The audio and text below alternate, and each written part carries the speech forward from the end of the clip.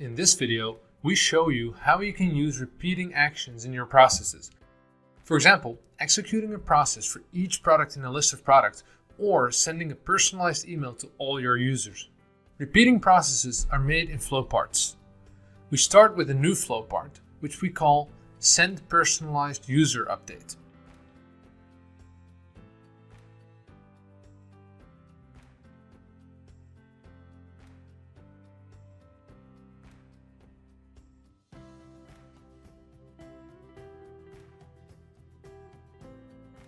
To be able to use a repeat action, we need to have a list of data items.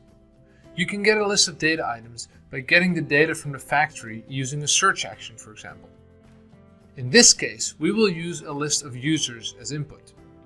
We will call it users to send update to.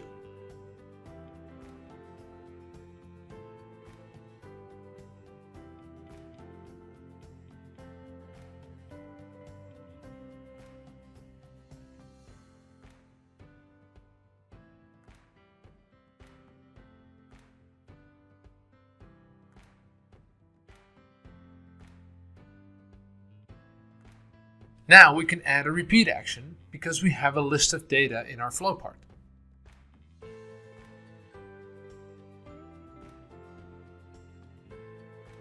Sometimes it is handy to use a specific order, for example, alphabetically. In this case, the order doesn't matter, so we choose arbitrary. It is smart to give your repeat action a clear name describing what the repeating process does, just like we did earlier for flow parts. We will call the action Send Personalized Mail to each user.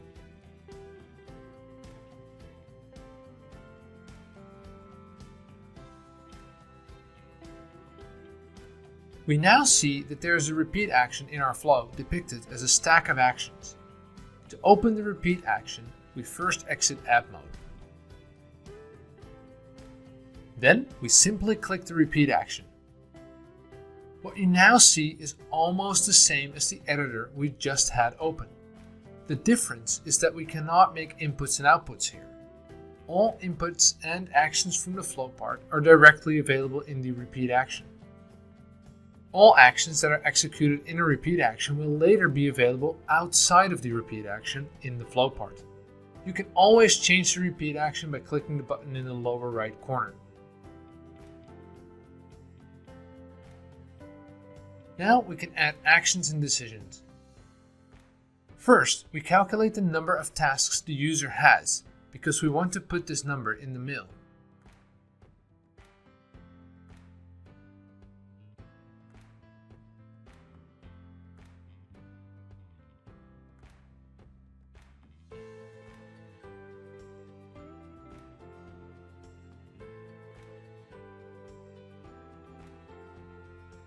If we select the data from the flow part, we see that we can now also select data from the repeat action.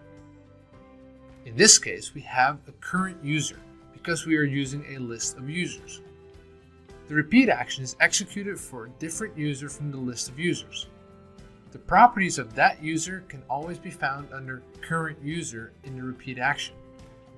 This means that we can see the tasks of the user here.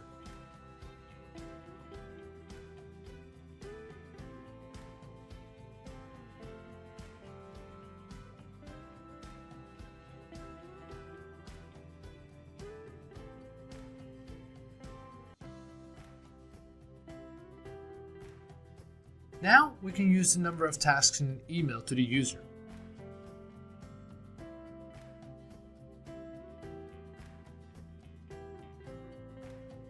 First, we add a nice opening, where we again use the current user so we can personalize the email with their name.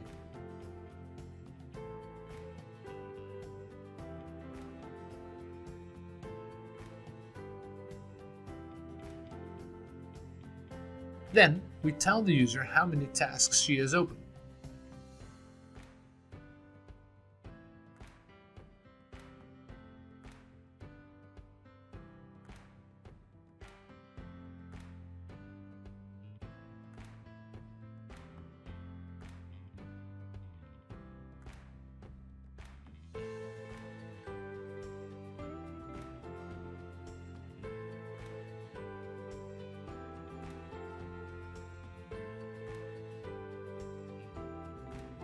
email must be sent to the right user, so here again we choose a property from the current user, in this case email.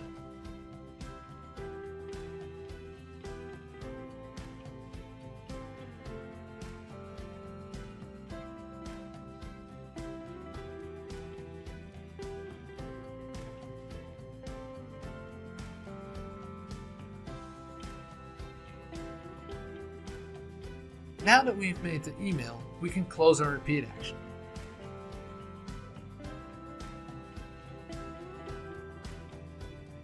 To exit the repeat action, we first exit Add Mode. Now we can simply click the back button in the top left corner to return to our flow part. After we have added the repeat action, we can use the actions in that repeat action in our flow part. This way, we can add all tasks from all users together, for example.